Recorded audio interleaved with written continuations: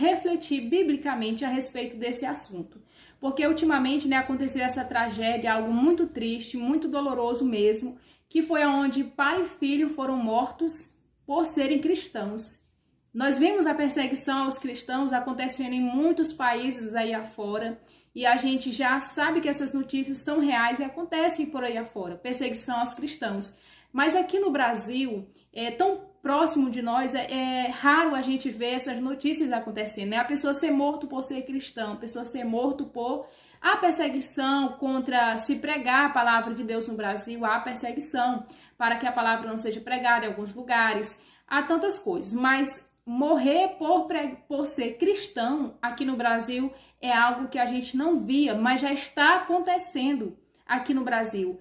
Esse pai e filho foram mortos porque eles eram cristãos. Você vai ver aqui o relato, eu vou soltar para vocês aqui a reportagem, para que vocês possam acompanhar o trecho em que a mulher fala, né, que o esposo e o filho dela foram mortos porque eles eram crentes.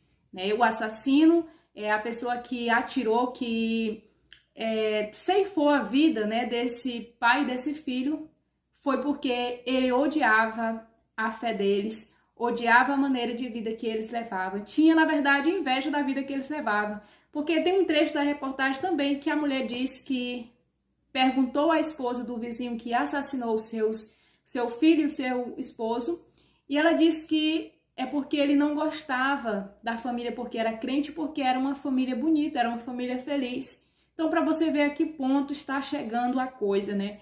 O tanto que as coisas estão se aproximando, os sinais da vinda, a palavra, o cumprimento da palavra de Deus acontecendo nos nossos dias. Tudo isso nós vamos ver biblicamente. Eu vou soltar aqui o trecho da reportagem para vocês acompanharem. Eu falei, mas por quê? Ela falou, porque não gostava de vocês, porque vocês eram crentes. Era uma família bonita. Era bonita a família, eles que não tinham isso pra ele, né? Um crime terrível comoveu a área rural de São José dos Pinhais. Tá todo mundo muito triste por lá, porque as pessoas estão tentando entender como isso aconteceu. Pai e filho morrem depois de serem baleados pelo próprio vizinho. O vizinho foi de espingarda e abriu fogo, meteu bala. O suspeito tá foragido. Ricardo Pereira conta tudo pra gente a partir de agora e você vê no BGzão. Mais uma tragédia e tem valentão metido a xerife da região no meio. Põe no ar. A Bíblia vai dizer para você. A câmera de segurança registrou os últimos instantes de vida de pai e filho.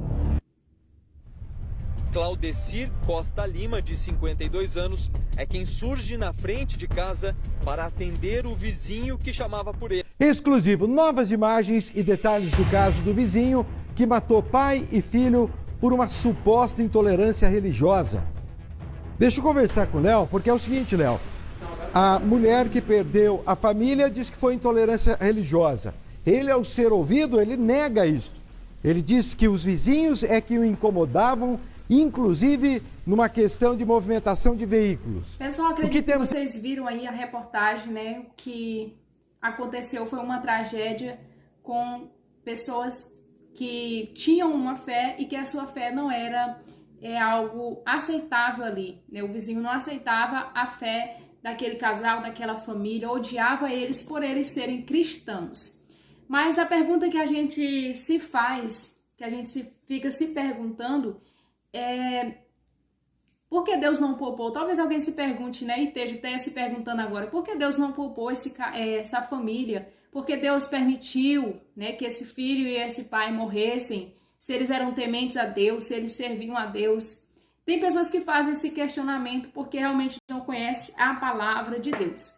Mas o certo é que nós vamos ver na Bíblia que perseguição, Jesus já falou que ia acontecer aos cristãos. A perseguição, aqueles que temem, aqueles que levam o nome de Jesus, já está acontecendo lá fora, em muitos países lá fora, aonde pessoas são mortas por causa da sua fé. E Deus não poupa, e Deus não... Não é que Deus não trabalha da forma que nós imaginamos. A Bíblia diz que os pensamentos de Deus são muito maiores do que os nossos, os caminhos de Deus são maiores do que os nossos.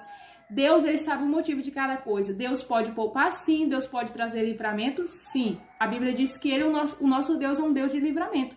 Ele é um Deus de proteção. No Salmo 91, a palavra do Senhor vai dizer que aquele que habita no esconderijo do Altíssimo, a sombra do Onipotente descansará. Então Deus tem proteção, Deus tem descanso, mas nós sabemos que a nossa vida, Jesus já nos disse que nós passaríamos por aflição, nós passaríamos pela dor, nós passaríamos por choro, nós passaríamos até mesmo pela morte. Mas ele nos mostra que mais importante do que a nossa vida física aqui é a salvação da nossa alma. Mais importante do que a vida em si, a vida física, é a salvação da nossa alma. E isso esse pai e esse filho tinham, porque eles eram pessoas que serviam a Deus e temiam a Deus. Se Deus permitiu que a vida deles encerrasse ali, Deus sabe de todas as coisas. E há coisas que nós não podemos questionar o agir de Deus. Deus pode livrar, mas Deus pode permitir também que nós venhamos passar pelo sofrimento. Muitos dos que serviram a Deus, dos que serviram a Jesus, dos que andaram com Jesus, os apóstolos, os discípulos, foram mortos também de forma cruéis, porque eles levavam o nome de Jesus, porque eles falavam de Jesus. Então isso já vem acontecendo desde o começo da igreja. Desde o começo da igreja, a perseguição aos cristãos. E a Bíblia nos fala que isso realmente ia acontecer nos últimos dias. Era um sinal também quando a gente visse o aumento das dores, da iniquidade, o aumento da falta de amor, né? O aumento da iniquidade acontecendo. Tudo isso era sinais de que a vinda do Senhor já se aproximava. Era o princípio das dores. Isso tudo tem se intensificado cada vez mais. Mas como eu disse, Deus pode livrar, Deus pode guardar, mas Deus pode permitir também que a gente venha encerrar. Há um momento da nossa vida aqui que ele vai ser encerrado de alguma forma. Então Deus, ele sabe o tempo certo. Deus, ele sabe tudo o que ele faz. Tudo está no controle do Senhor. A vida desses foi ceifada, apenas a vida física, mas a sua alma, a sua vida espiritual estava guardada em Deus. Então isso é que é mais importante. A Bíblia nos mostra que Jó sofreu, a Bíblia nos mostra que Jó perdeu todos os seus filhos, mesmo temendo a Deus. E Deus, ele permitiu tudo isso na vida de Jó, mas ele não negou, não perdeu a sua fé, né? Continuou crendo em Deus. E ele diz que recebemos o bem de Deus, também não receberíamos o mal. Então, nós sabemos que nosso Deus, ele pode livrar, pode guardar, mas ele pode permitir também a dor, o sofrimento, porque ele não poupou nem o seu próprio filho, né? Ele permitiu tudo isso porque ele tinha um propósito. Qual era o plano de Deus? Salvar toda a humanidade através da vida do seu filho. Então, os planos de Deus são muito maiores do que os nossos. Nós não entendemos se a vida desse casal, desse pai, desse filho foi encerrada ali, mas ela não foi encerrada na eternidade. Já é um tempo sem fim que eles vão viver eternamente com Cristo. Pela dor nós vamos passar, pelo luto e pelo sofrimento, mas nós temos que saber que Deus ainda assim permanece no controle de tudo, que a nossa alma está nas suas mãos, né? Mais importante é isso. Mas a Bíblia nos diz que isso tudo ia acontecer nos últimos dias. Olha só o que a Bíblia diz em Mateus 24, do versículo 7 em diante. Porquanto se levantará nação contra nação, reino contra reino, haverá fomes, pestes, terremotos em vários lugares, mas todas estas coisas são apenas o princípio das dores.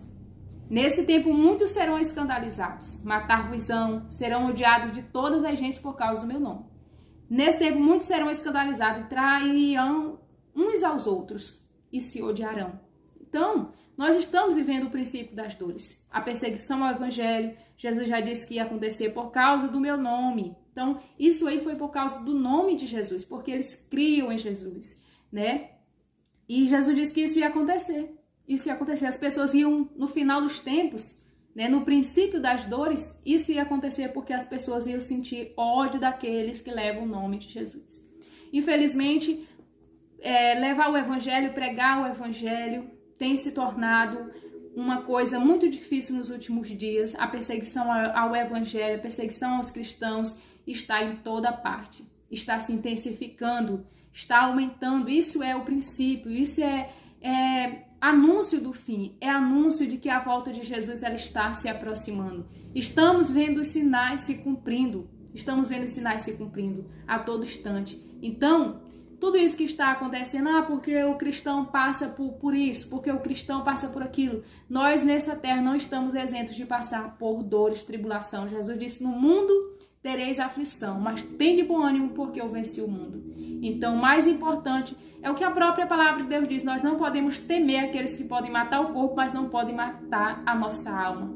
Em muitos lugares tem pessoas que servem a Deus escondido, né? Eles se escondem. Em alguns países, ser cristão é motivo de ódio, é motivo de eles quererem ceifar a sua vida por ser cristão. E aqui no Brasil já não está sendo diferente. Então, tudo isso é que nós venhamos nos preparar como igreja do Senhor para a sua volta, para a sua vinda, porque tudo está acontecendo, anunciando o fim dos tempos. Então, a perseguição está se intensificando em muitos lugares e agora até mesmo aqui no Brasil. Então, tudo isso é um anúncio de que o fim se aproxima, que a igreja breve vai ser arrebatada, porque os sinais estão se cumprindo a cada dia. Então, já compartilha esse vídeo aqui para mais alguém que precisa se despertar e entender que as coisas que estão acontecendo é a palavra de Deus já revelando que estamos nos últimos dias. Já compartilha para esta pessoa se despertar. E não tema servir a Deus por medo da perseguição. Por causa da perseguição ao evangelho, agora as pessoas temem servir a Deus. Mas nós não podemos temer servir a Deus por medo da perseguição, né? Não podemos temer, porque é isso que os cristãos passaram desde o começo, o princípio, de quando eles andaram com Jesus. Os discípulos, todos aqueles que falavam o nome de Jesus.